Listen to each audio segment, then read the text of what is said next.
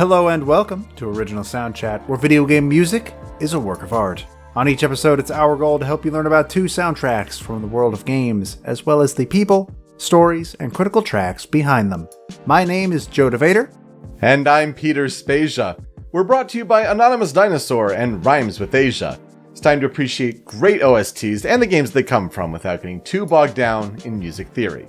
Up first this week for our two games is 2016's Uncharted 4: A Thief's End, the next generation leap of the Indiana Jones-like globetrotting pulp adventure franchise, and the last hurrah of Nathan Drake. Following that is the 3D platformer that put Naughty Dog on the map, leading to them becoming one of the PlayStation's biggest developers and the creation of a brand new mascot for the console, 1996's Crash Bandicoot. Well, that's crazy. It's 20 years away, but it's Naughty Dog Week. Yay! Yeah! Big video game release this week of The Last of Us Part 2. We're literally recording on the day when review embargo just lifted this morning, and it's at like 96 on Metacritic with over 80 critics. Kind of crazy.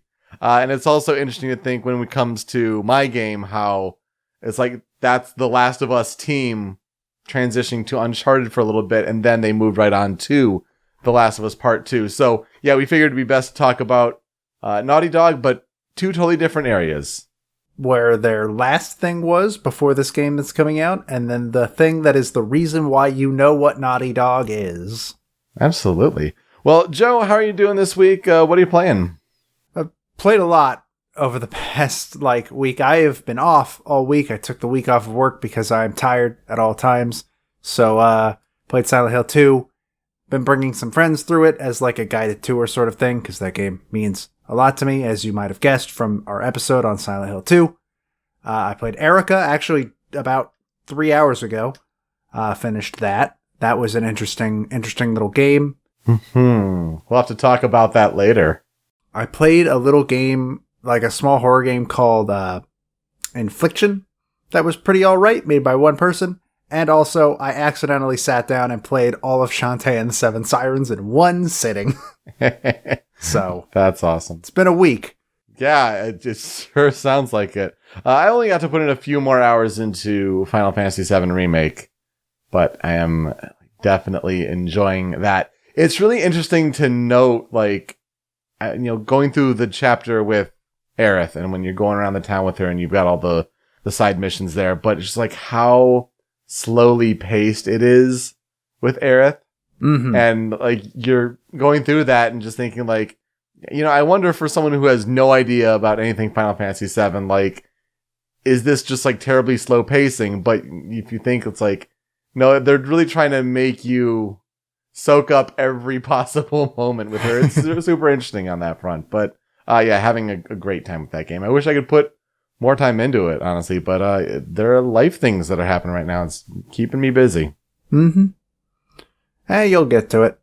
Yeah, I think so. We'll see if Last of Us gets in the way, though, because reading reviews, it's so exciting. Also exciting, let's talk about it in the composer follow-up headlines. The big game news event this week was the PlayStation 5 Games event, where they showed a whole bunch of games that were possible on PlayStation 5. They showed the box.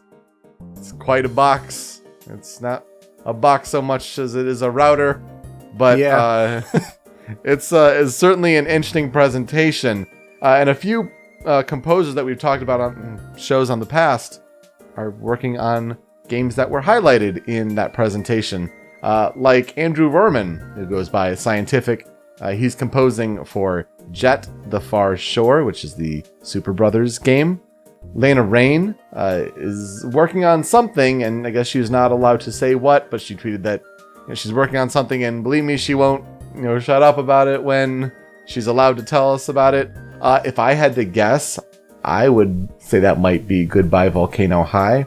I feel like that might be a kind of project where they could connect her there. I don't know what you think about that one.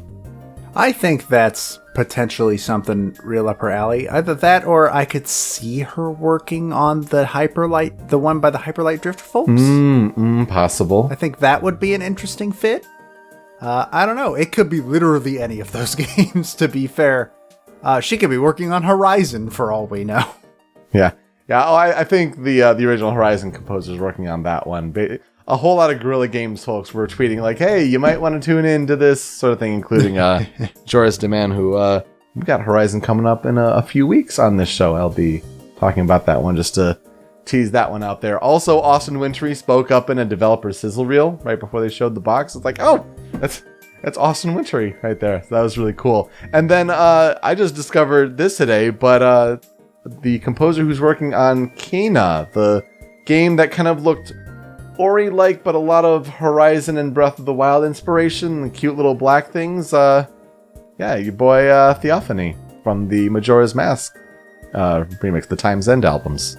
Looking very much forward to that. Did not know until I read that on the outline. So now I'm hyped, even more hyped for that game, because it looked very interesting. Yeah, and I guess the team who was like making it, like they did, was like there's a 2016 Majora's Mask short film. Because I remember seeing that, and that came out pretty quickly after that announcement happened. So really good to see that they went in and were like, all right, let's make a game. Kind of unfortunate that it's not on a Nintendo platform, but hey, you gotta take what you can get. And PlayStation 5 being in the middle of the big PlayStation 5 reveal thing, not a bad first place to put your debut game. Yeah, absolutely. I think that was the indie that caught my eye the most. But definitely a good time for video games, even when E3 is canceled due to these special COVID times. And Xbox gets one next month, right? Yeah, Xbox gets one in July, and then there's a rumored one that PlayStation will get more in August. The rumor was that Final Fantasy 16 was supposed to be shown at this press conference, but it got slated for this the project, the one that they showed there for Square Enix, that it got bumped. And maybe if Silent Hill is going to be a thing from Japan studio again, maybe they need to save some cards for August. Once Xbox shows their hand in July. It's a whole bunch of rumors. The console wars are flaring up. It is what it is. We'll see. But let's get into talking about our first of two games this week. Our first of two Naughty Dog games this week. Let's talk about Uncharted 4, A Thief's End. So, we talked about Uncharted 3, Drake's Deception on episode 29 of Original Soundchat. That was almost a year ago. That is wild. But that was a PlayStation 3 game. And that was the last big Uncharted game there. It was in 2011 that it came out. So when PlayStation 4 happened, the original trilogy was crafted into the Nathan Drake collection, which was developed by Bluepoint Games.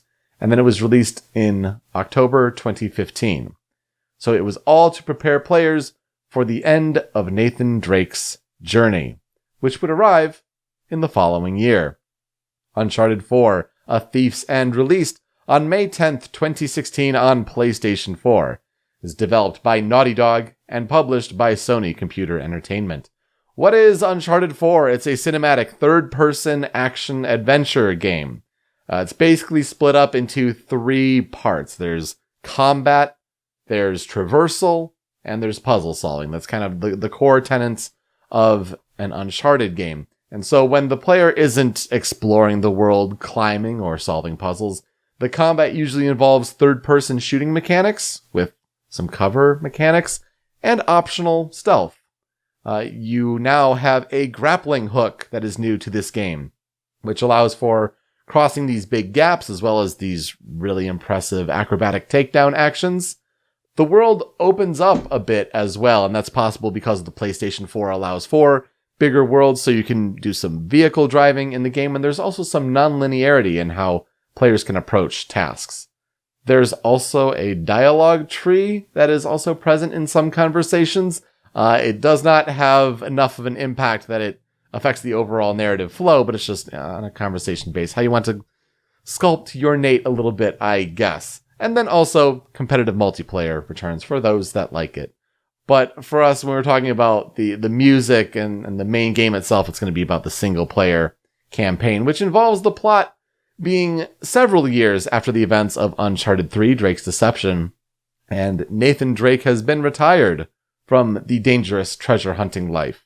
Instead, he's taking up work with underwater salvage. But he misses the call of adventure from his old life. And that adventure comes calling in the form of a visit from Nate's older brother, Sam Drake, who Nate has believed to be dead.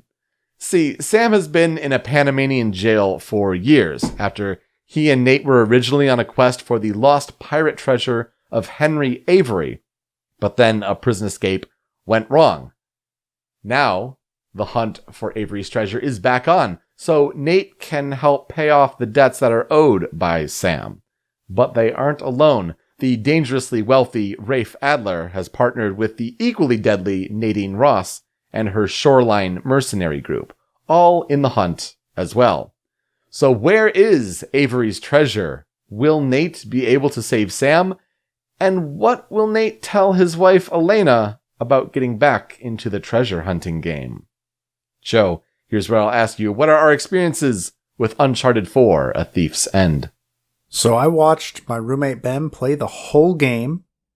I remember basically nothing about it because at the time I was also undergoing a procedure, one of the side effects of which was complete memory loss. So most of the things that I did or played during that time were just gone. For instance, I played Yakuza 5 for the first time during that period. And then when I went and played it again in preparation for Yakuza 6, it was like I was playing it for the first time. I remembered nothing. Wow. And Uncharted 4 is also in that position. I remember absolutely nothing about the game. So maybe this will jog something. Statistically not, because it's just gone. That is interesting. See, because for me, I kind of wish that I could experience this game for the first time again. For me, like, I definitely remember big moments. Even moments like how our two games are connected in a very interesting way. I'll leave it at that. It involves spoilers. If you know, you know. But yeah, like, things like that I definitely remember. But at the same time, it's like, it's been a while. I played it at launch. I was voracious in playing it. Really enjoyed it. That was my favorite game of 2016 for sure. And, you know, going back and seeing different pieces of media leading up to this big Naughty Dog release week. I think it was even Girlfriend Reviews did an episode on YouTube about Uncharted 4. And they called it the best backseat gaming experience ever made. And I'm like, yeah, I get that. I can totally see that. Not only is it a rush to play, but how cinematic Naughty Dog had, crafted their art. Like, this was like next step for Naughty Dog. Coming off of the trilogy on PS3, their first big venture, all new on PS4, taking things to just a whole other level. And now we're continuing to see the fruits of that labor in the swan song era of PlayStation 4. But Uncharted 4, if some people may remember, has quite the interesting development history. See, development started on an Uncharted project for the next generation console. Started in November 2011, shortly after the release of Uncharted 3, with the series' longtime creative director Amy Hennig at the helm, with game director Justin Richmond. And then, in one of gaming's many, still great unexplained circumstances, Amy Hennig and Justin Richmond left Naughty Dog in March 2014, after years of work on the project and 5 months after the Uncharted PS4 project was publicly revealed. Now, Amy Hennig, who wrote the first 3 games, was going to write this one. She would infamously go on to work at Visceral Games, the team that made Dead Space games and all that. And that would be on their Star Wars-based project, Ragtag. Rest in peace. Yeah, until Electronic Arts dissolved that company. So yeah, now she's at Skydance Media. which is certainly interesting.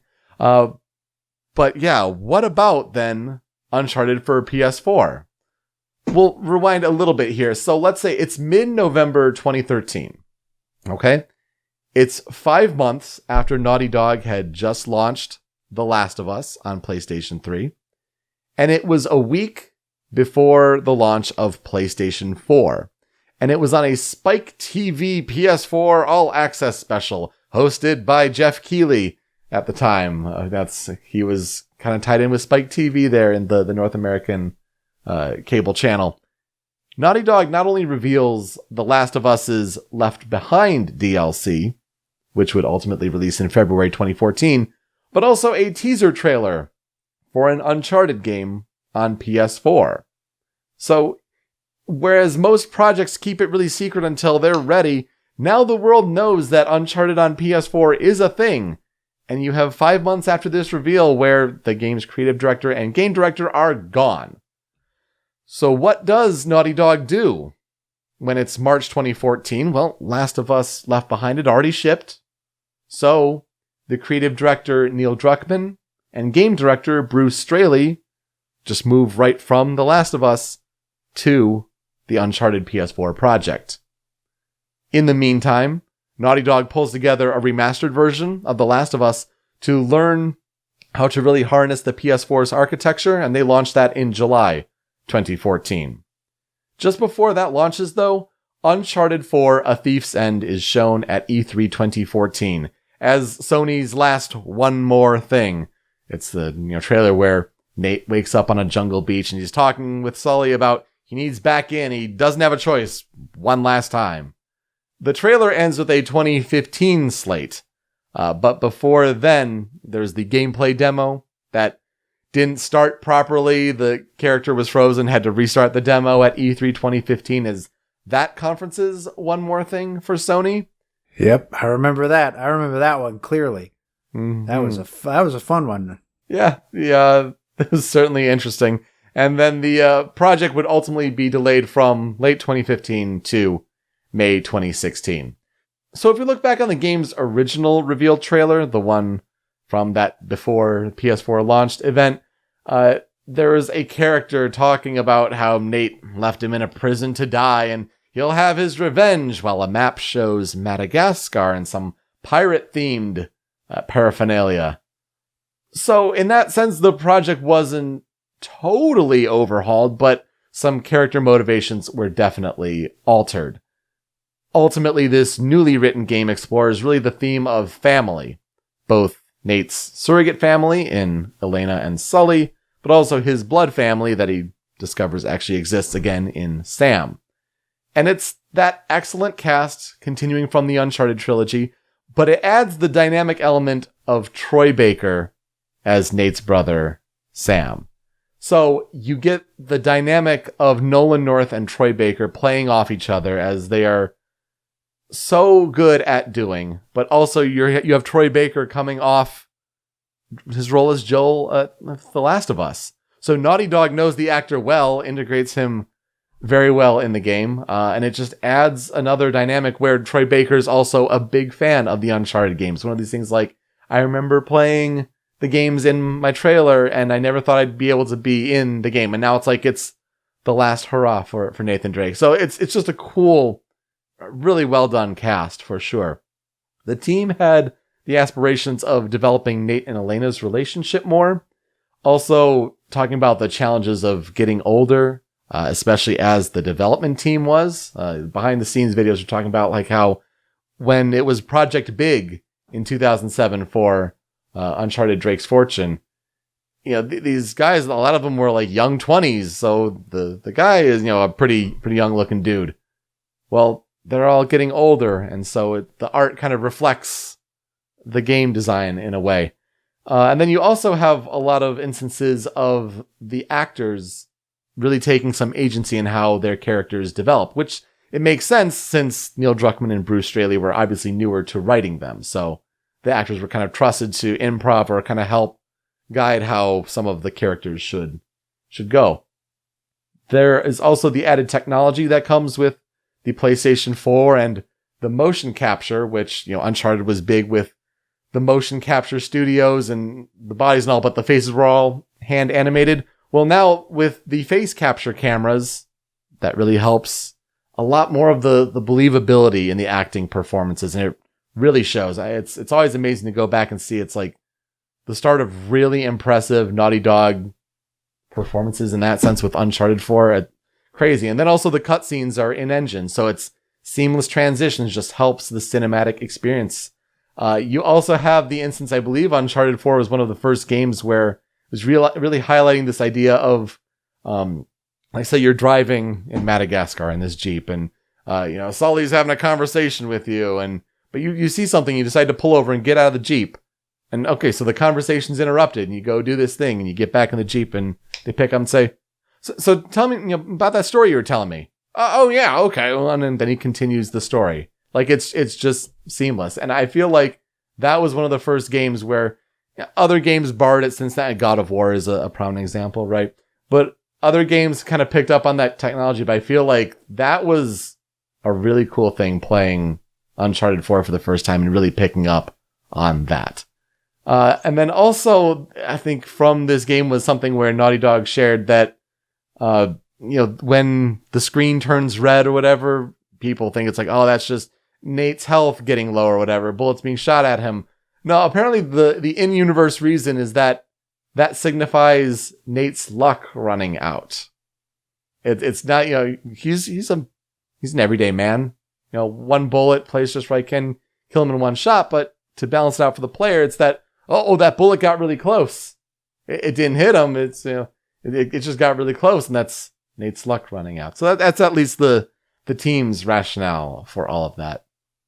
Uncharted 4: A Thief's End was highly reviewed with a Metacritic average of 93. The gameplay mechanics, narrative, emotional depth, the visual design, and the multiplayer mode were all praised. If anything, the game is longer than players expected. So there are a few pacing issues here and there, but ultimately it's really just better character work and writing. It's taking what Druckmann and Straley learned from The Last of Us with a little more grounded story and bringing it into the pulp adventure and grounding Uncharted a little more with its characters. And ultimately, it really leads to just a very satisfying conclusion. The game was a commercial juggernaut, selling over 2.7 million units in its first week, making it the fastest first-party PlayStation 4 game at the time. Sold 8.7 million copies by December 2016, the end of the year. And as of October 2019, it has sold over 16 million copies, making it the highest-selling PlayStation 4 game behind Grand Theft Auto 5. It was also highly awarded, with 8 nominations from the BAFTAs, including winning Best Game, 8 nominations at the Game Awards, winning Best Narrative and Best Performance for Nolan North as Nathan Drake, and then also 10 nominations at the DICE Awards. The musical score was nominated at the BAFTAs. How did Uncharted 4 continue with its legacy? Because of how popular and how well Left Behind did for The Last of Us, Naughty Dog planned on also developing an extra standalone single-player campaign as DLC for Uncharted 4. And then the scope got too big, so the game turned into Uncharted: The Lost Legacy, which put the player in control of series character Chloe Fraser, with the support of Nadine Ross, who was an antagonist in Uncharted 4. The game released on PlayStation 4 in 2017. And then, of course, yes, you do have that Uncharted movie still floating around, always gets updates. New directors, Tom Holland attached. What's this? It's one of the infamous long laggard. It's that and BioShock. Yeah, that one. Mass Effect, Metal Gear Solid, among those that are just kind of in the ether as far as video game movie projects. And yeah, it's just a tremendous game, and I feel like it's definitely Naughty Dog taking the steps that have now led to The Last of Us Part 2 with many of that same Uncharted 4 team. Like, that's what they went and worked on next. And we're going to see, once the game gets in players' hands, like, the critics love it. So I'm super excited to play that. Uncharted 4 mixed up its music, though. Greg Edmondson, who did the original trilogy, we talked about him in Uncharted 3, the Firefly composer, did not return for Uncharted 4. Instead, the score was done by Henry Jackman. Henry Price Jackman was born in 1974 in Hillingdon, London, England.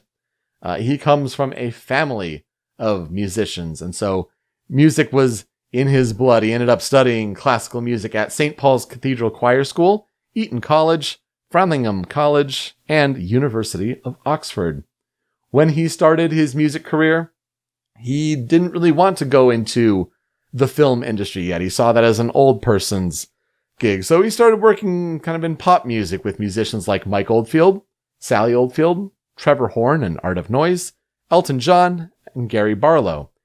I think he also worked with Seal as well eventually. So he's worked with some notable musicians, but he also wrote 3 solo albums titled Utopia, Transfiguration, and Acoustica.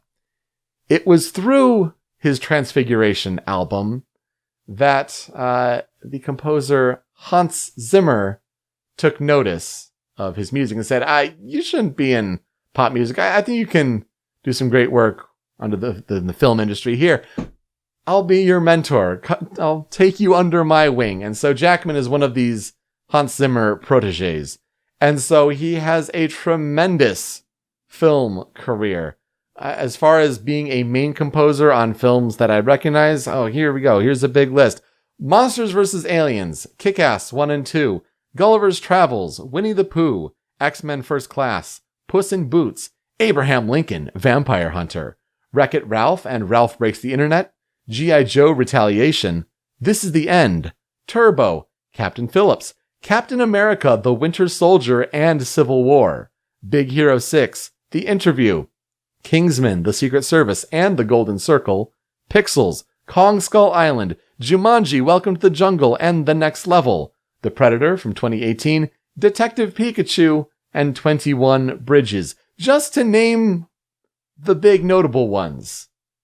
When you get in with Hans Zimmer, you get into the film industry and you make connections. So he has a ton of work there. Yeah, geez, that's... I assume those are just the movies you recognized off of his list. Yeah. Whew. It's amazing. I mean, that's him being the main composer. He also provided additional music or synthesizer or other kind of programming help with The Da Vinci Code, Pirates of the Caribbean, Dead Man's Chest, and At World's End, The Simpsons Movie, Kung Fu Panda, Hancock, and The Dark Knight. Some Hans Zimmer projects in there to be sure, but just amazing. Has done a few TV works, but his most notable one is The Man in the High Castle. That's apparently a great series. And when it comes to games, he contributed the main theme for Disney Infinity 2.0. He worked on Just Cause 3. But then his biggest projects really are Uncharted 4 here, and he also scored Uncharted The Lost Legacy.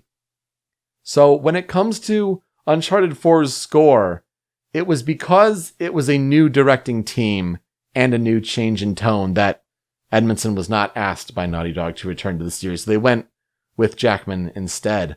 Additional music was contributed by Alex Belcher, who I think in a way is kind of Jackman's protege in a way, worked on some of the same projects he did.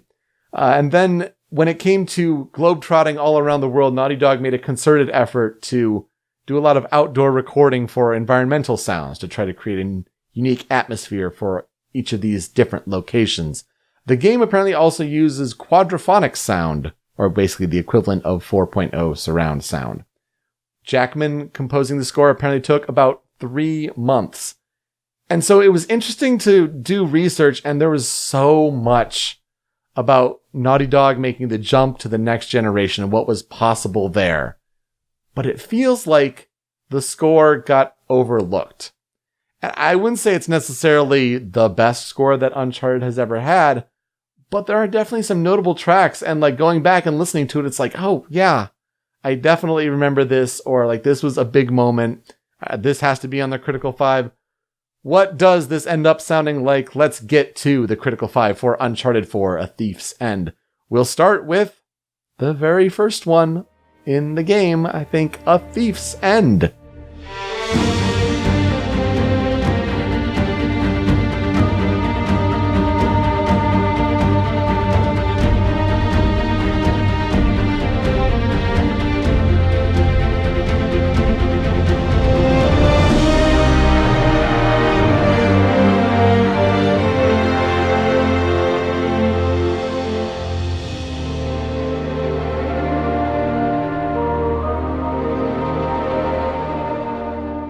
A Thief's End plays during the opening credits sequence. It's a really interesting opening credits that kind of reflects on the past of the trilogy and pushing forward here. And it also reflects in this way because it definitely borrows Edmondson's Nate's theme.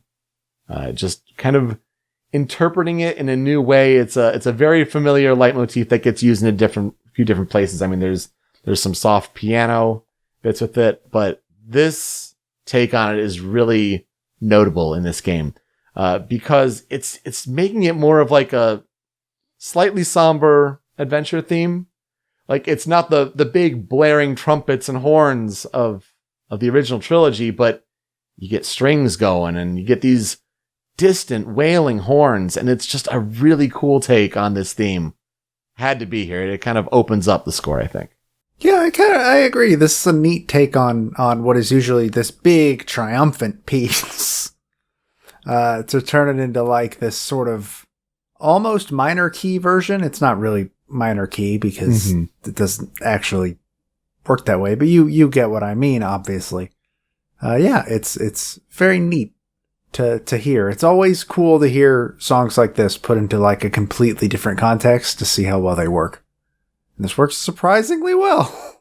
Absolutely. Yeah, it's a really great take, and it obviously had to be here. You know, kind of referencing Edmondson's work from the past, but Jackman putting his spin on it. But I feel like what Jackman does best in this score is these bombastic battle themes. And so we're going to hear several here in the critical tracks and the cutting room floor. We'll start with Cut to the Chase.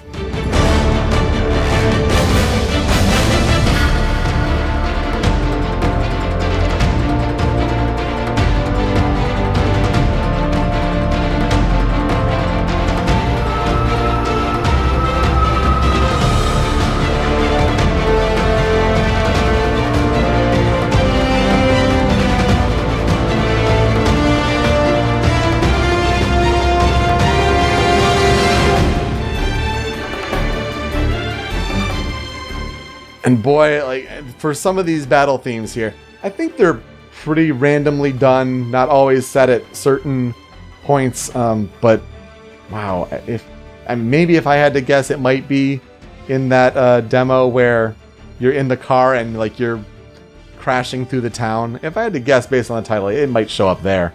But yeah, wow, this one has a lot of great little melodic cues here with the bum bum bum.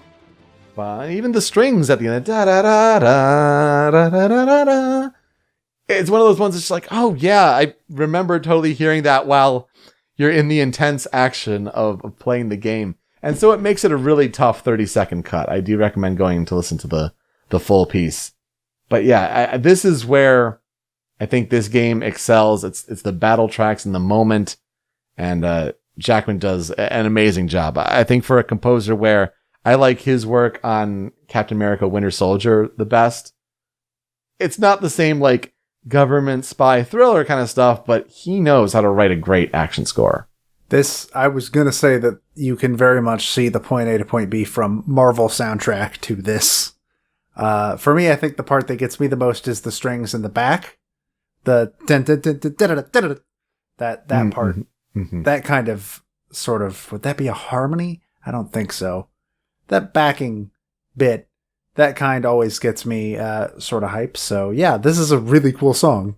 Yeah, and when with an orchestra, you can't do everything with, you can do some percussion maybe with timpani or whatever, but strings like that are a great way to set pace and that frenetic energy, and it's so cool. Mm-hmm. I think the battle track that is most prominent in the game, however, is the 12 Towers.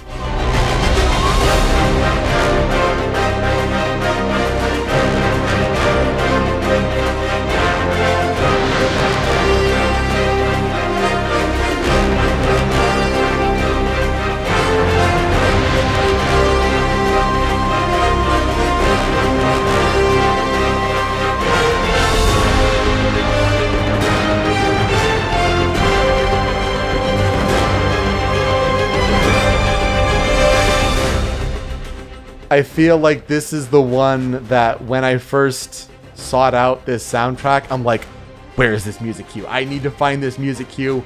It hits so well when you're in that action, and I'm like, I need to find where it is buried in which track. It's in the 12 Towers here. Not only that, it's also used the most in the marketing for the game, like especially in the behind the scenes materials. So it's like probably the most identifiable music cue that Jackman did on his own for this game. When everything just is going haywire, honestly, especially when you have these towers and during this big open world section of the game, so to speak. Yeah. Can you tell that Jackman is Hans Zimmer's protege? Because, boy, this sure sounds a whole lot like a Pirates of the Caribbean score. Yeah, it sure does. This is Pirates of the Caribbean as hell. Yeah. I mean, da da da da. Like it's all over the place, and it fits. Like you're going after pirate treasure, honestly. So like I can't even hate it. I'm not even mad at it. Yeah, no, it's great. The score is phenomenal for pirates, and like yeah, if you're gonna borrow from anything, do it for that. But boy, this sure stands out on the Uncharted 4 soundtrack. It's one of those when you're listening to a track after playing a game, and you're just like, oh, classic. Like, when you just have that sort of feel like this is that riff, that motif for sure. I think I personally prefer number 2 a little bit more, but only just a little bit more. Yeah, and I feel like that's kind of how the fans feel about it as well. But I just feel like for number 3, it's like I have so much affinity for the Pirates movies, and like this is the one I think the riff stands out the most. But yeah, Cut to the Chase is better at overall like setting the tone of the intensity of battle. Number 4 on the critical tracks, though, we're going to tone it down a little bit. This is For Better or Worse.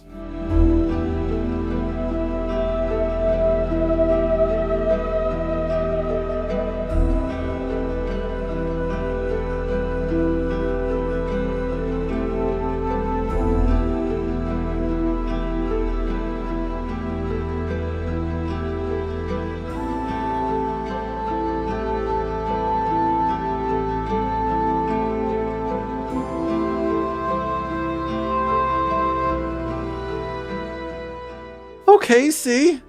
The game has a softer side. I told you it was all about like exploring the depth of the characters and what they're struggling with. And in this case, it's a moment in Nate and Elena's relationship near the end of the game where they're really coming to terms with things. It's a really important moment there. So, yeah, I just wanted to show that Henry Jackman has a softer side to it. I feel like one track that was even missing off the cutting room floor altogether is, it's just this one moment. I think it's The Call to Adventure is the name of the track.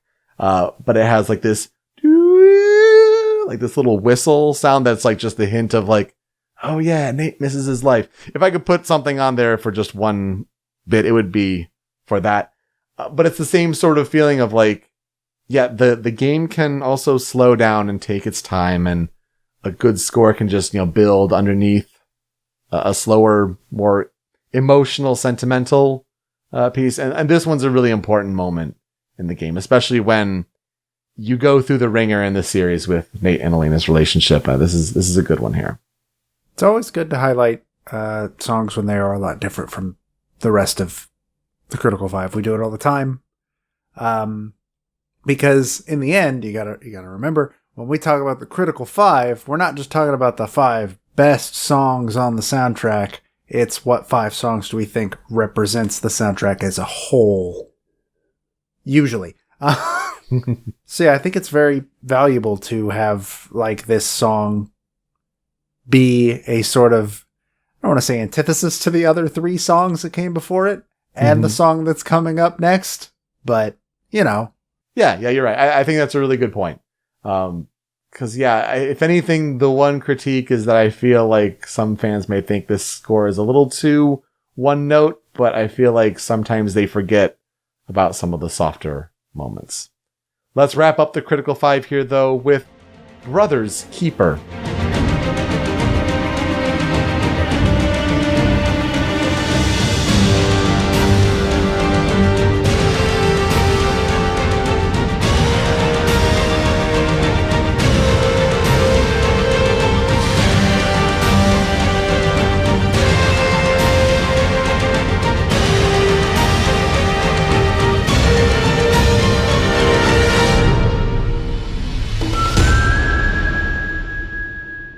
So you're on a burning ship.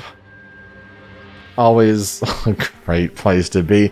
And this is the final boss battle where you're trying to dodge these knife cuts and try to turn the tide of the battle.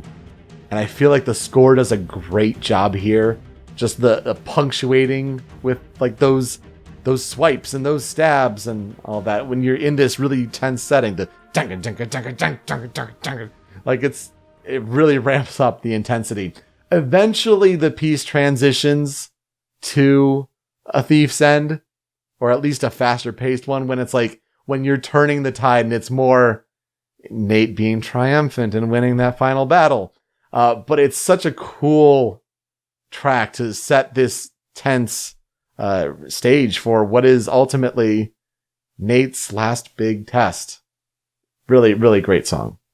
Naughty Dog really likes putting bosses in flaming areas, huh? Between this and Last of Us. I guess the Last of Us team really enjoys putting final bosses in flaming areas, huh? Well, I guess Last of Us isn't a final boss, but it has like one of its most famous boss fights in a burning building. And now a burning ship. I mean, it's showing off the particle effects. I look forward to Last of Us Part 2 when you will be fighting in a burning, let's say, plane. Sure, if planes can run in that post-apocalypse there, sure. A burning Zeppelin. Oh, there you go. So I have a couple more battle tracks on the cutting room floor, and they just have like different tones to them, but it's one's like, I really resonate hard with it. I remember it playing during the game, at least good memories, not necessarily for when it played, but like, oh yeah, this song, this sound. So yeah, let's do that first of these being Meet Me in Paradise.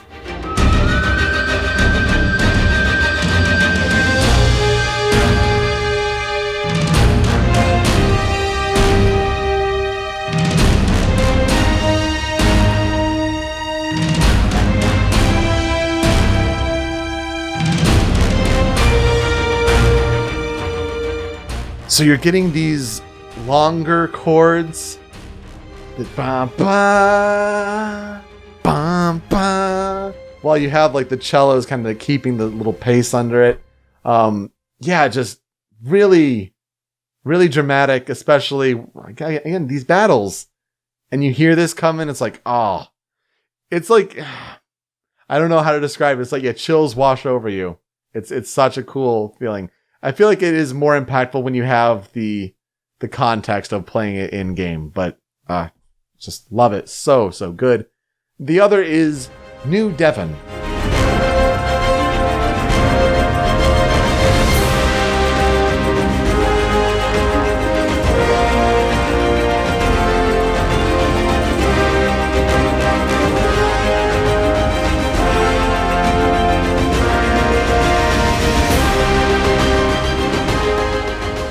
But what happened to the old Devon? It's the place where you're really close to discovering the treasure. So I feel like this definitely borrows a lot of what the sound was like in the 12 Towers, which makes sense. You're getting closer to the pirate treasure. It just stretches it out a little more. And God, it's just this bombastic sound where it's like, I couldn't leave it off. Again, like I said, I really wish I could have included Call to Adventure just for this little whistle, because that's like this little cue that just means a lot story-wise, but the rest of the piece it's okay. But yeah, I just feel like I resonate a whole lot more with the battle tunes in this game, as evidenced by my list. And that's among the things that I'll never forget about this game. It's the moments that involve other games. It's the conclusion that this builds to. It's how good the music makes you feel while playing what, again, some call the best backseat gamer adventure that's ever been made. And it's just a fun thrill ride through it all. And like leading up to excitement for another Naughty Dog game made me think of this one. And like, oh man, I had to think about this game. I wanted to talk about this game again, and great moments on its score. I think Edmondson would have done an amazing job as well. But for coming in and working for a few months and a seemingly short notice, Jackman did a great job and really putting his own spin on it. So on my end, we mentioned this during the Uncharted 3 episode, but again, that was almost a year ago. We've been doing this show for a year and a half. And it came up that I'm not the biggest Uncharted fan or the biggest Naughty Dog fan, to be perfectly honest. I believe they are good games. They really ain't for me. But I will never, ever argue that their games do not have some real damn good soundtracks. And so to get reacquainted with this soundtrack after it was literally electrocuted out of my brain, pretty good. I am looking forward to watching Ben play The Last of Us Part 2, much in the same way, though this time there won't be something that removes it from my mind. So that's cool. And yeah, that's about as far as I can go, unfortunately, with this game. Mm-hmm. Yeah, Naughty Dog is one of my favorite developers. I think when you're talking about like a top tier of game developers out there, it's Nintendo, it's Naughty Dog, it's Rockstar, it's CD Projekt. Like it's those four that I think are in that top tier, and they just put amazing quality. Yeah, I think for some the cinematic narrative game may not be exactly for them, but for me it's right up my alley. I am so excited.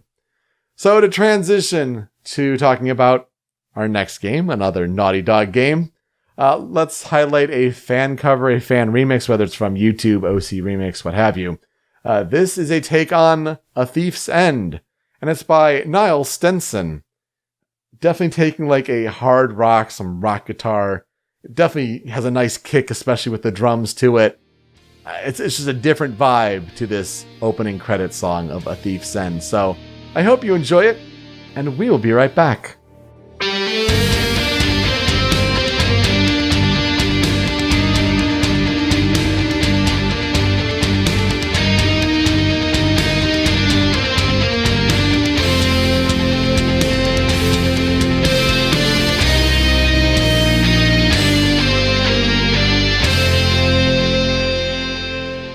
So let's go from a game from Naughty Dog that came out in the past like 4 years to literally the reason you are aware of that studio today.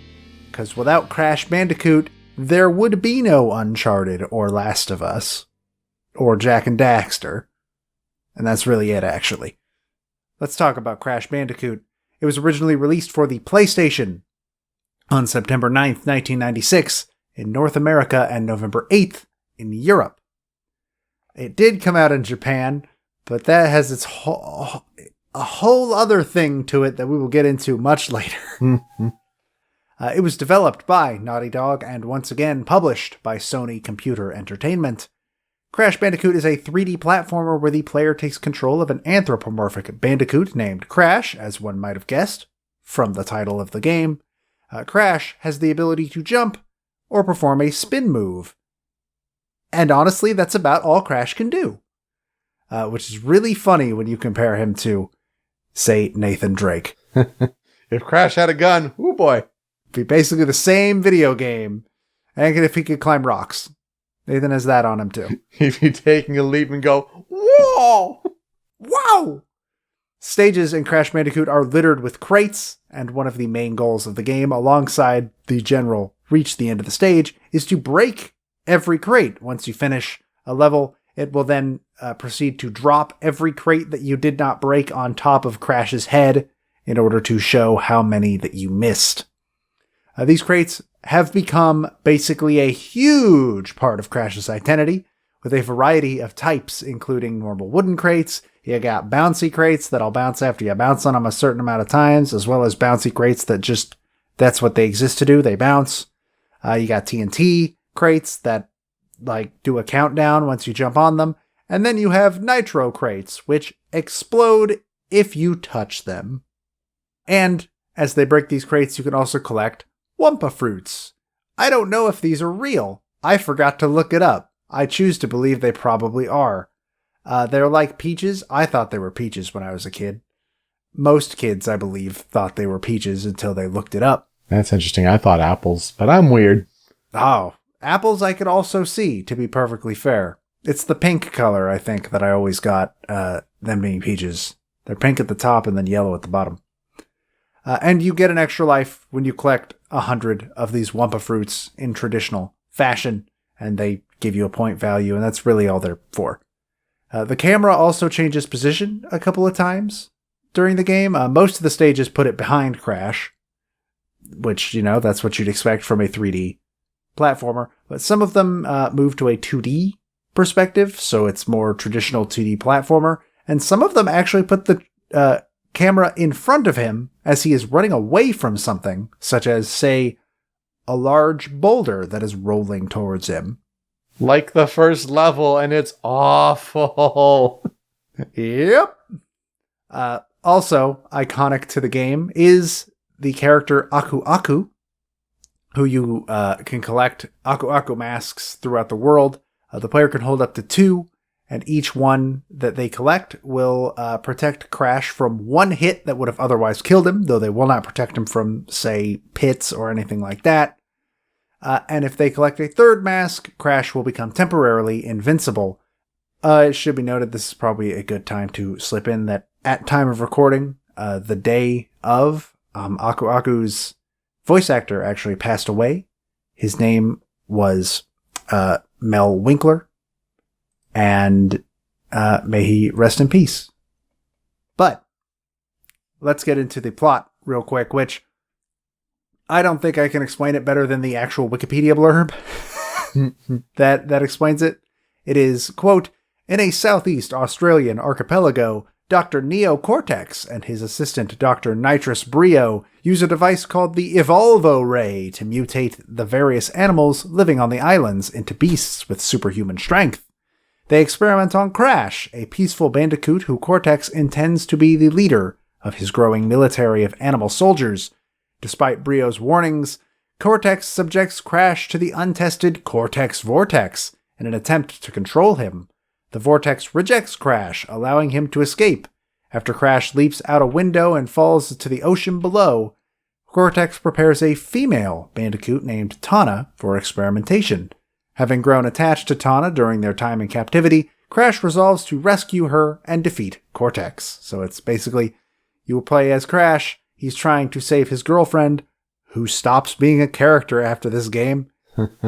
And that's the whole plot, pretty much. So this is where I will ask, hey Peter, what are your experiences with Crash Bandicoot? Yeah, I've played the first level. It's brutal. Don't run towards the camera in platformers. You can't see far enough ahead. But besides that, I do own the Insane Trilogy, which was the recently released remake from the ground up in the first 3 games. Own it in a couple places, but haven't gotten around to trying it. So it's good to see Crash generally back in the public consciousness after so long. On my end, when I was a kid, I used to go visit my grandfather, and my aunt still lived with him at the time. My aunt is rather young. She's like 4 or 5 years older than I am. And she had a PlayStation with a copy of 2 games. First being Space Jam. That's the important one. The second being Crash Bandicoot. And I never got very far in it, but I played it every time I went over.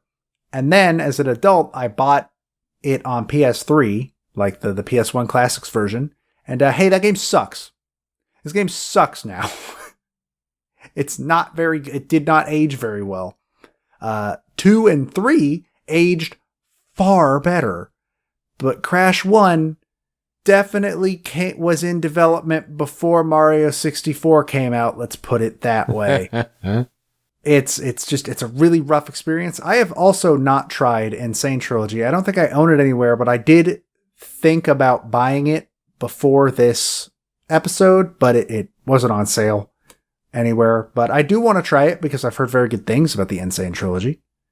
And hopefully one of these days I will get to it. But yeah, I have never beaten the original Crash Bandicoot. I don't think I ever will. Going back to this game is really rough. And it's not the only thing that is really rough about it. Oh boy. But it has a very, very interesting development story. One that I very much enjoyed learning about. So let me take you on this journey that begins in August of 1994, where after completing work on the game Way of the Warrior, Andy Gavin and Jason Rubin, who at the time were 2/3 of Naughty Dog alongside programmer Dave Baggett, think about that for a second. Think about the Naughty Dog you know today, and then think about when I'm telling this story, Naughty Dog consisted of 3 people, one of whom wasn't even full-time. Wow. That's crazy. That's nuts. They were about to move their offices from Boston to Los Angeles, and the way they decided to do that was via road trip. So they loaded up this truck, and they drove literally cross-country. While on this cross-country trip, their thoughts and studies were focusing on arcade games. And they noticed that all the big genres like racing games or fighting games or shooters, they were all making the jump into this miraculous new world known as 3D. And this got them to thinking, what would our favorite genre, platformers, look like if they made the jump to 3D? Again, let me remind you, this is in 1994. Mario 64 didn't come out until 96. Shortly before this game came out, shortly before Crash Bandicoot, but they were thinking about this before Mario 64 had even been shown to the public for the first time. So there was literally nothing to base any of this on. And as they continued to ponder this concept, they realized that the camera would likely spend most of its time looking at the back of the character, leading them to jokingly codename the project Sonic's Ass Game, because the camera would spend most of its time looking at the character's ass. And according to them, by the time they passed through Indiana, they already had the basic technology for the game all figured out. And by the time they hit Colorado, they already had a rough design written up and ready to go. So when they arrived in LA to set up the new offices on the Universal Interactive Studios campus, they brought their concept for, quote, Sonic's Ass Game, which apparently is actually what they were calling it during this pitch, to Mark Cerny. Oh, hey. And the whole group agreed that the project had potential.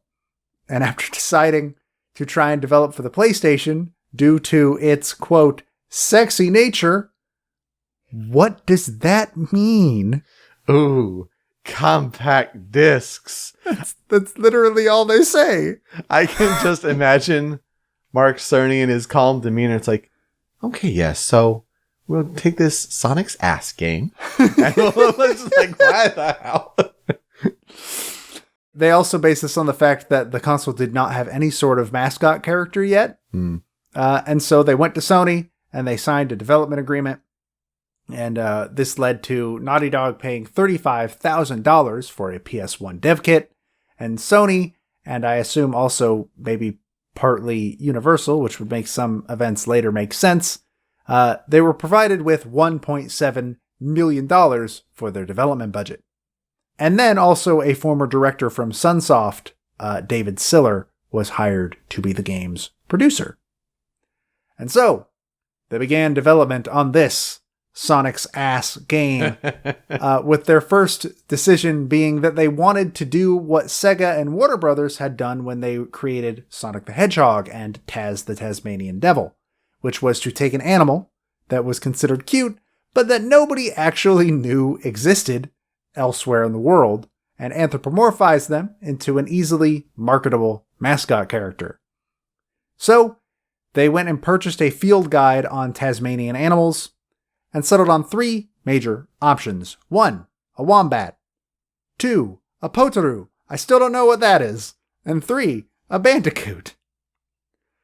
They did not immediately land on Bandicoot, actually, for their first animal, because the temporary name for the character actually became Willy the Wombat. Oof. But from the beginning, this name was considered temporary because it, according to them, sounded, quote, too dorky. And also, there was apparently already a character outside of video games that was already named Willy the Wombat. No, come on. Like, also in the UK, you can't have Willy the Wombat. But they stuck with this temporary name for a little while. Nonetheless, you'll be surprised to find out how long this character was referred to as Willy. And it even stuck around after they decided the character would actually be a Bandicoot. And they also decided very early on that their main character would shut up and not talk. Because they believed that previous mascot characters who did so were usually annoying. Bubsy? Mm-hmm. What would a platform game be without platforms? Probably many more that I could list if I looked it up, but Bubsy's the one that comes to mind. Yeah. This was the correct choice. Imagine a universe where Crash talks. Sounds awful. I don't want that. And then he did in a Netflix cartoon. Oh god, I forgot that existed. The main villain of the game, Neo Cortex, was reportedly come up with while the team was out with Cerny eating what they refer to as, quote, mediocre Italian food. He was thought up as an evil genius with a big head, while another member of the team imagined him as a, quote, more malevolent brain, as in brain from Pinky and the Brain. Which, yeah, I can see the point A to point B on that one. And because the main character was a Tasmanian animal, they decided that as a whole, the world would have a, quote, mysterious island feel, with the other half of the reasoning being that a character like Neo Cortex would totally have an island stronghold that fits 100%. Ruben says that artists actually worked on the visuals of the game for 8 months before any code for the game had actually been written. The first 2 levels that were developed for the game actually did not enter the final product, which isn't super surprising to me. I have a feeling that happens with most games. That's what the prototyping phase is for. But they felt that the levels were too open and had too many polygons, causing the game to not run well, which connects very well to my last game.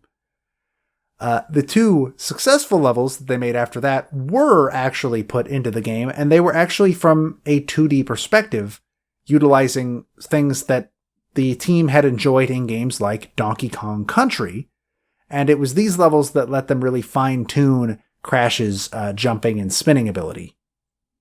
And eventually, they would take the parts of those first 2 failed level concepts and they would merge them together to create the level that is now known as Jungle Rollers, which would serve as their first successful level with the originally envisioned Sonic's ass point of view. Sonic's ass game. It's the best code name a video game has ever. There's no better one. Yeah, wow, my life has changed. But at that point, a new problem arose because they started to notice that in their levels, there was a lot of empty space because the PlayStation had a lot of trouble rendering and animating large amounts of enemies at one time. You gotta remember, the PlayStation had very, very bad internal memory. It couldn't actually put a lot of stuff on screen at once. And also, when there were puzzles, playtesters were solving them way too fast. So, in an effort to sort of combat this, this is when the Wumpa Fruit was added as a collectible in hopes to slow players down and also fill the levels out a little bit. But they kind of realized that, no, that's not enough. We need more than that. So enter the crates.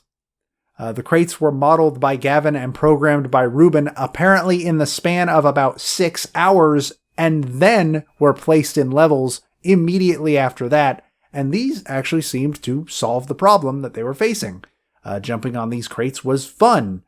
Breaking all the crates a secondary sort of objective made players take more time in levels and stuff like that. So this basically solved their problem. But in 1995, Sony actually hadn't agreed to publish the game yet. And so the team actually sat down and edited a preview tape of game footage so that they could quote unquote, leak it to a friend of theirs who worked at Sony Computer Entertainment so that he could leak it to his bosses. And once that happened, this worked, apparently. Sony agreed to publish Crash Bandicoot in March of 1996, around the time that the game had entered its alpha phase, which that's nuts, considering the game came out in 96. It went from alpha to finished in that span of time. Wow. Ooh, wow. Then they were preparing for E3 in 1995, which was the first E3.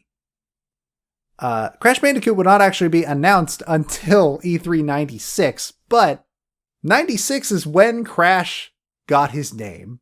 Right before E3. They were still calling him Willy the Wombat until right before the game was shown off. Oh my gosh. Their other options were Dash, Smash, and Bash, and all of these names were based on the visceral reaction of him breaking all of these crates like a madman, crashing through them, one might say. And of course, Bandicoot was easy to come to because they had decided he was a Bandicoot long before this. Crash Wombat. But I mention E3 95 because that was originally when they wanted to show off the game for the first time. But Universal, because it was being made on their campus, felt they had some ownership over the game, and therefore in 95 forbade Naughty Dog from going to E3 at all. In 96, when they did finally go to E3, Universal was still trying to sort of put this grip on this property. They still felt they had some ownership of Crash, and so again, they forbade Naughty Dog from going to E3, which didn't stop them. Promotional material for the game was printed out that left off the Naughty Dog logo, and so Ruben personally printed out 1,000 flyers and handed them out in front of the game's display area that was labeled Naughty Dog, creator and developer of Crash Bandicoot. And in fact, he even sent one of these flyers to the higher-ups at Universal, claiming it was, quote, for review, which made the president of the company very angry. Sometimes you gotta be a little passive-aggressive like that. Yeah, obviously Universal lost that because they're nowhere to be found on any of the marketing materials for Crash Bandicoot, and they are not remembered as having anything to do with the game nowadays. Can't imagine why. But upon release, Crash Bandicoot was reviewed pretty well. Most reviews praised its graphics. It earned a game ranking score of 80%, and most reviews hovered around an 8 or a 9. There were a couple that were like 3.5 out of 5. I think 3 out of 5 was the lowest score I saw that Wikipedia was listing. Electronic Gaming Monthly even awarded it their Game of the Month award, but I think back then, industry awards was not really a solid thing. Right. Because I didn't see this game having won anything. Yeah, and it was also a different time for games and their reception of what people thought were good games in general, so. Crash Bandicoot was a massive commercial hit, too. It sold 610,000 copies in Japan, 725,000 copies in Europe, and 1.5 million copies in the US by February of 1998. And it was also the first game not developed in Japan to reach over 500,000 units sold in the country. The first game ever to do that, apparently, that was not made in the country. And it remained one of the top 20 selling PlayStation titles in all regions until 1998. Which is crazy to me because Crash 2 had already come out. Crash, essentially, became the mascot of the PlayStation brand for a really long time. It was their most recognizable character by a large margin, and Naughty Dog would eventually be brought back to develop 2 sequels, being Cortex Strikes Back and Warped, as well as a kart racer called Crash Team Racing, before they handed the franchise to others to work on, and started their work on a new series called Jak and Daxter, which of course from Jak and Daxter they moved on to Uncharted, which led to The Last of Us, etc., etc. Crash would get multiple sequels across multiple platforms. From there, the IP is actually currently in the possession of Activision. The original trilogy actually got remade, you mentioned earlier, by Vicarious Visions and released in 2017 as Crash Bandicoot Insane Trilogy, which was very well regarded. That's the main place you can play all three of those titles today. They also remade Crash Team Racing, that released last year, so you can play that too. Yeah, that's like on all major platforms, so. Oh yeah, both of them are on all major platforms. So, let's get into the music of Crash Bandicoot, and that music was done largely by Josh Mancell. Josh Mancell was born November 13th, 1969 in Ann Arbor, Michigan. What up? Go Blue. There you go. Real close to your heart. As a child, he learned piano, drums, guitar, and basically described himself as, quote, a rabid record geek. I assume that means he really enjoyed vinyl, which as a child, interesting hobby for a child to have. But I mean, it worked out for him because as he was a big fan of a variety of bands and genres, both listening to and playing, he decided early on that what he wanted to do with his life is he wanted a career in music composition. And so while attending Sarah Lawrence College in New York, his professors encouraged him to move to LA and pursue composing for TV and film, which he did. And that's what he does now. That's what I got for you. His discography, he has also done a bunch of films, but none of them I recognize the names of at all. He has done a couple of TV shows. Again, not really anything I recognize the names of, but in terms of video games, before Crash, he did a game called Johnny Mnemonic, the interactive action movie. And then he would go on to score Crash 1, 2, 3, and Crash Team Racing, and then would stick around with Naughty Dog to help score Jak and Daxter, Jak 2, and Jak 3. According to the developers, the music in Crash Bandicoot was actually added really, really, really late. Like, generally right before it was shown off for the first time at E3. Universal at first apparently suggested that the soundtrack be, quote, an urban chaotic symphony made up of various sound effects like birds, car horns, grunts, and flatulence. This definitely very good and not really awful idea was obviously turned down. You get out of here with that, Universal. From there, Siller, the producer of the game, actually introduced the team to Mutato Musica, which was a music production company founded by Mark Mothersbaugh, who in turn introduced the team to Mancell. And Mothersbaugh is actually credited with doing a couple of things on this soundtrack as well, though none of the songs on our Critical 5 or Cutting Room Floor, but he did do some stuff for the game. Mancell cites his inspirations for Crash's, quote, off-kilter sound as being the artist's Mouse on Mars, a guy called Gerald, Aphex Twin, and Juan Atkins. And because of the PlayStation's memory restrictions, Mancell actually did not have a lot of space to put music in this game, because most of the memory was already taken up by the graphics.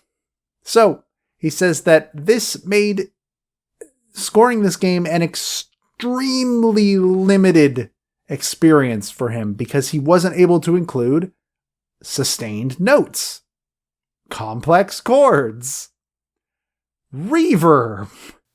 He was not able to put a large amount of these things into the game because the system memory just couldn't do it.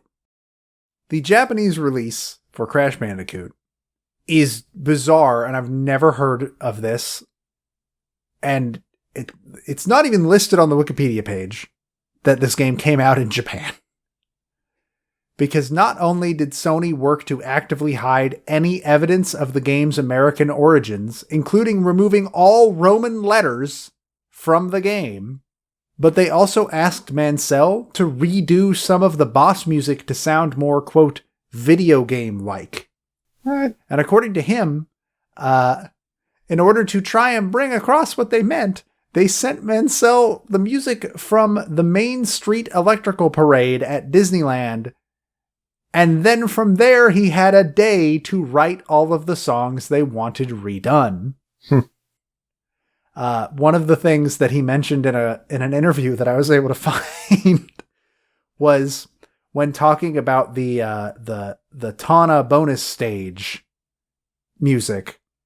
The only notes they gave him were, "The guitar sounds too nostalgic." And those were the notes he was given.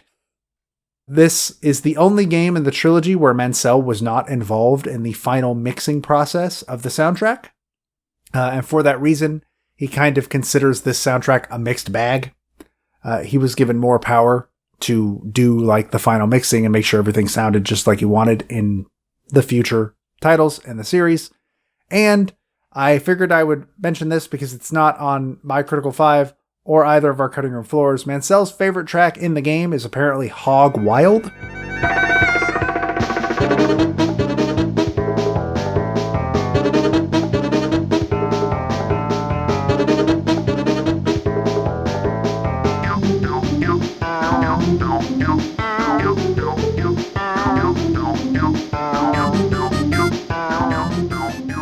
So I figured that was worth mentioning at the very least. Mm-hmm. I don't know. It's all right. It's good, I guess. But let's get into the 5 critical tracks. Now, I will be upfront and say that I think that the soundtrack is really rough, not by any fault of the soundtrack itself, but because the PS1 sound font is in itself rough. Yeah, not great, Bob. I think that Mancell definitely did what he could, and I think overall it's pretty all right. These tracks that we are going to highlight here, with starting with the first one being Map.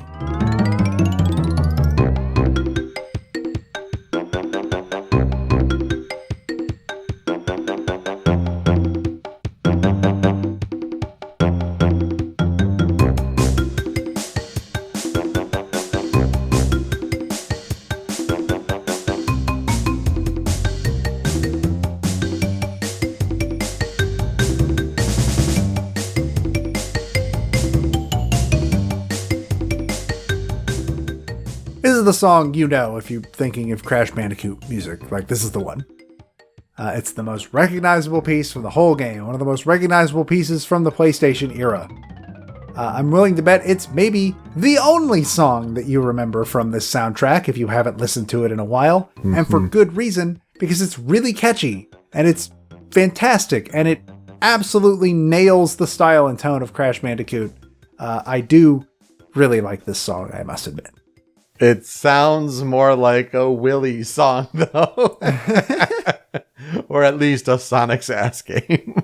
It is definitely a Sonic's ass song, let me tell you.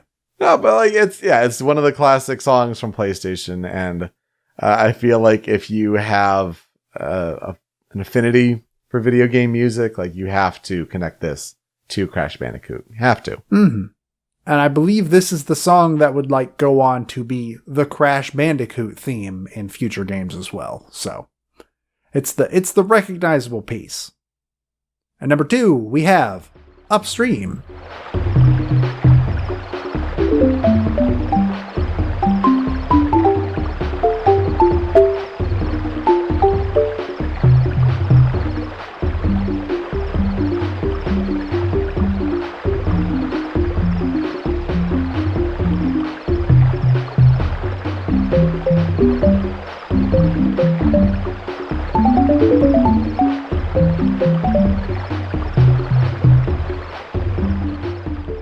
This is just a simple marimba piece. It's got the sound of a running river behind it. A lot of comments on the video saying like, the water was part of the music track. Of course. Yeah. He could barely get instruments in there. Mm-hmm. Did you think it was just running in real time? But, at the same time, I feel like there's something to be said where at the time, where more was possible on PlayStation, at least compared to the consoles that came before it, mm-hmm. You need to get like a pretty good sounding water stream. Yeah, and this is honestly not a terrible one. I think that this song feels really nice to listen to. I remember these river levels being some of the most frustrating in the game. They go the hardest on, hey, you see everything around this small circle that we want you to land on? That's death. All of that is death. Instant death. So I remember those being the most frustrating levels, but this sort of like nice, relaxing, minimal piece kind of minimizes that slightly. Not enough that I continued the game, but slightly. From there, we have number 3, Dr. Neo Cortex.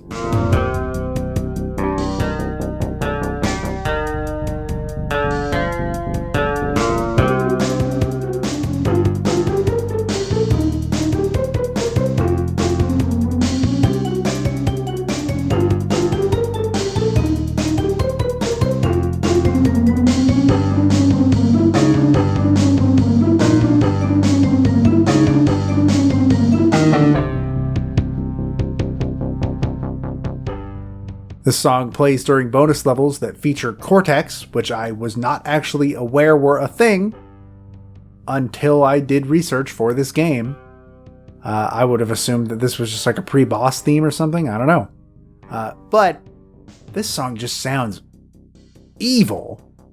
And I think this is, more than any other song on this Critical 5, the one where it's the most like, oh, the PS1 sound font does this song absolutely no favors. But even so, like, I think it really brings out Cortex's personality. I really like the distorted guitar that this song uses. It's overall an alright piece. Yeah, but you still get a little bit of the bounciness to it, so that makes sense that it's not like a totally evil theme, even though it does sound like that at the beginning for sure. But you get a little dun dun dun dun dun dun dun dun dun dun dun dun, like, so there's a little bit of like maybe Crash kind of sneaking in there a little bit, and that makes sense if it's, the bonus levels. From there, number 4, we have Toxic Waste.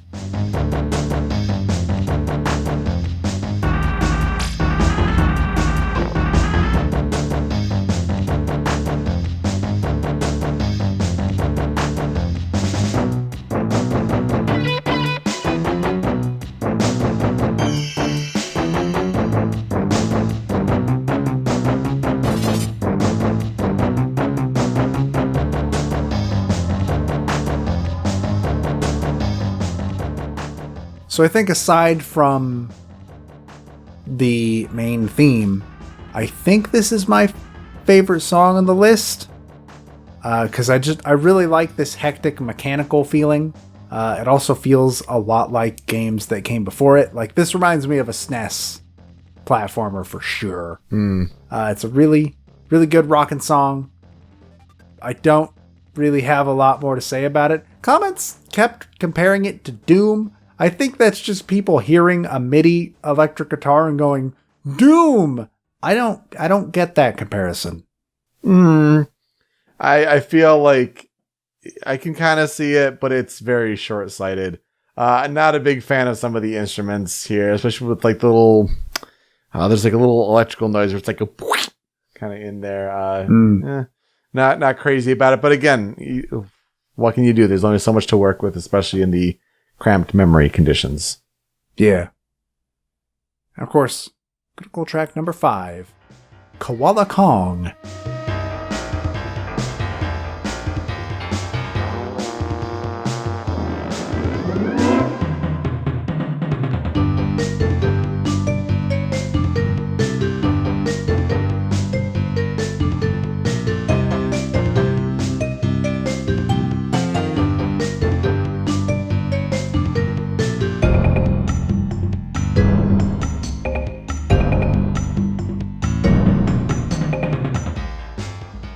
This is the music for the boss fight against Koala Kong.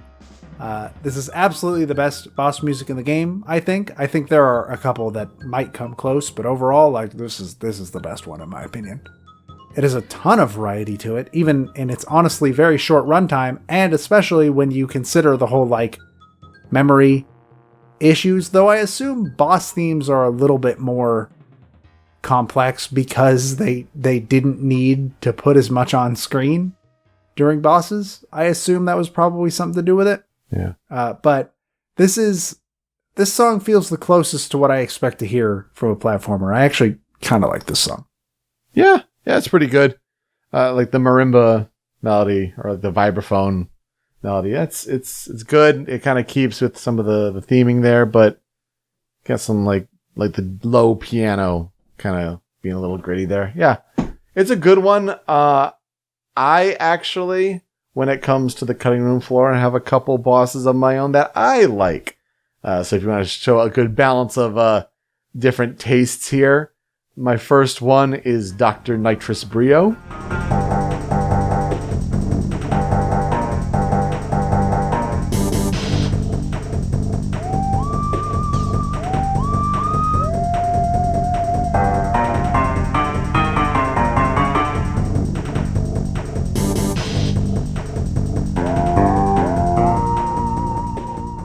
Who, as you mentioned, is Neocortex's assistant. These dark-paced vibes definitely, are echoing the villain sort of theming here. But I really like the high-pitched whistle in this one.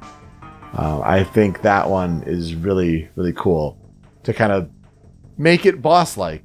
And I can see, the action going on there, but you have this in there. I think that definitely stands out. And the other one for me is Pinstripe Potoroo.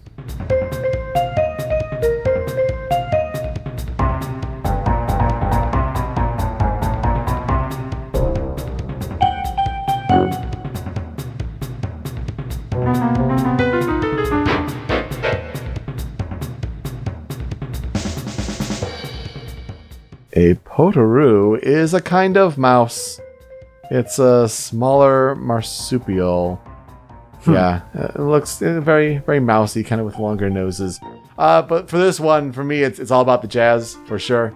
And it's a messy kind of jazz. Get some keys going, but that piano, boy, the blah, blah, blah, blah. It's definitely like, I'm going to hit my hand on the piano and see what comes up. But that's a boss theme, I guess. It just stands out in a unique way. On my end, I also have two songs for the cutting room floor. The first one being The Lost City.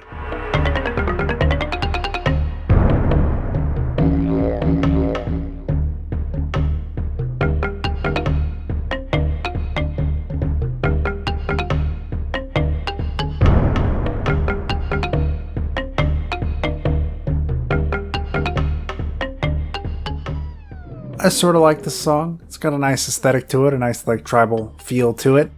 It's kind of similar to the main theme, but it's kind of got a different tone to it. Also, sometimes a didgeridoo plays for a few seconds. Hey. And that's pretty cool. I like didgeridoos. They sound rad. Did we guess that this game was inspired by Australia? And I also have Papu Papu.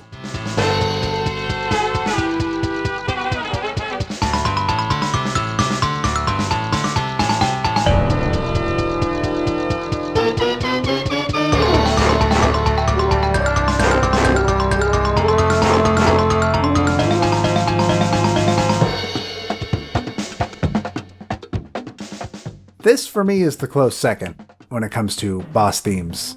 It's got some real good energy to it. But again, I think it's one of those where the PS1 sound font ain't doing it no favors. It's held back by that. So, I'll have to hear what these sound like in Insane. Because I actually haven't gone back to listen to that. I didn't really have a chance to. Usually, I'd be at work and have all that time to listen to music and stuff, but been off all week. So, yeah, I don't know. It's an alright song. I'm sure it sounds better in Insane Trilogy.